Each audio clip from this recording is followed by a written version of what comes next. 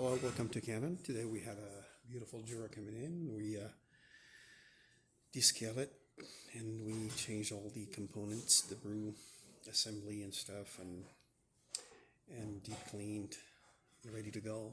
It's a full shot.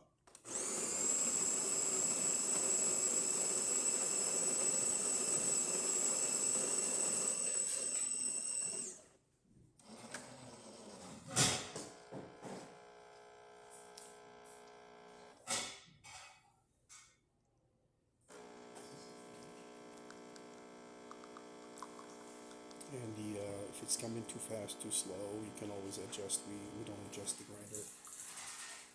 It can be adjusted, but of course, if you want it stronger or lighter or however you want it, and you can see from here the crema is beautifully coming out, and yeah, beautiful.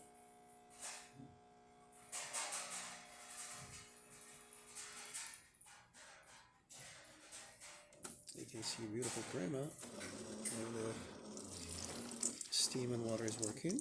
Just need to heat up. Please don't forget to subscribe. Thank you.